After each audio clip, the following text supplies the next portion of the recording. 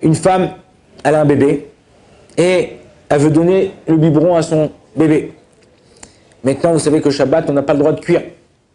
Est-ce qu'elle a le droit de prendre un ustensile, verser de l'eau chaude, de la boire, donc elle est brûlante l'eau, et prendre son biberon avec le lait et le mettre dans l'eau chaude, dans l'eau brûlante? Ce qu'on appelle en hébreu, ce que ça s'appelle atmana. Atmana, c'est recouvrir quelque chose pour qu'il cuise ou qu'il se réchauffe.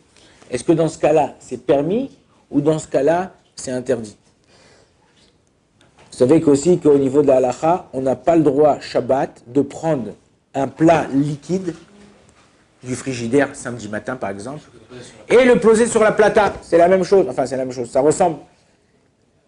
Est-ce que maintenant, si la plata, elle est éteinte, ouais, la plaque de Shabbat, elle est éteinte, avec une minuterie. Moi, Shabbat, en général, c'est l'hiver, donc je laisse la plaque allumée tout Shabbat. Mais quand c'est en été, souvent, Shabbat, il est long. Et quand tu laisses la plaque allumée, il fait chaud. Déjà, il fait chaud en Israël. Et quand tu laisses la plaque, ça fait encore plus de chaleur à la maison. Donc, en général, à midi et demi, 1 heure, tac, je mets la minuterie, la plaque, elle s'éteint. Et elle se rallume à 5 heures, 6 heures, quand je vais en faire Seudat Shlichit pour pouvoir réchauffer les chalotes ou quoi que ce soit.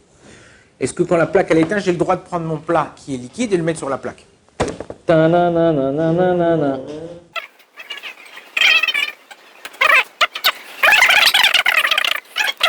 Au niveau de la halacha, il faut qu'on comprenne. Est-ce qu'il y a une cuisson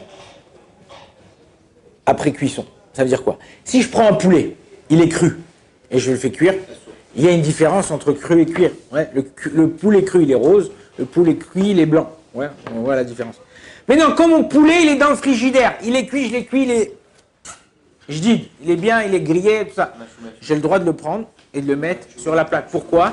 Parce qu'il n'y a pas une différence entre un poulet cuit froid ou un poulet cuit chaud, c'est juste la chaleur qu'il a mis dedans pour pouvoir le manger. Mais si je le laisse dessus, il va crier, on ne peut même plus manger le poulet parce que la viande va devenir dure.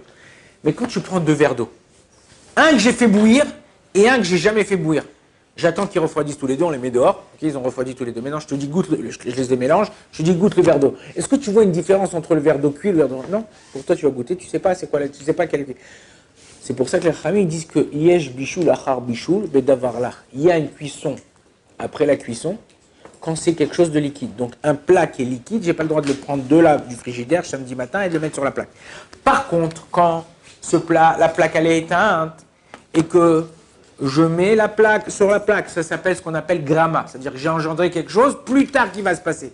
Et je peux m'appuyer sur plusieurs grands poskim comme le Rashba, le Rambam, le Ritba, le Ran, qui disent que En bishul achar bishur bedavarlach, les Témanim, les juifs qui viennent du Yémen, qui vont tous les halachot d'après le Rambam, eux, ils peuvent prendre leur soupe froide du frigidaire et la mettre sur la plaque Shabbat. Pourquoi? Parce que eux, ils sont posecs, ils sont tranches là. Nous, on est posecs comme le Shulchan Aruch, on tranche comme le Shulchan Aruch. Le Shulchan Aruch, il est interdit. Par contre, quand la plaque, elle est éteinte et qu'elle va se rallumer après, et là, elle est froide, bien sûr, j'ai le droit de le mettre, ça s'appelle gramma, et peut-être que la halakha, elle est comme le Rashba, et que je puisse m'appuyer sur ces poskim.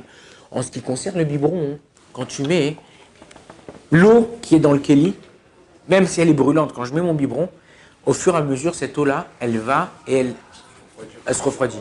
Le biberon, le lait dans le biberon, il ne pourra jamais arriver à une température qui est brûlant.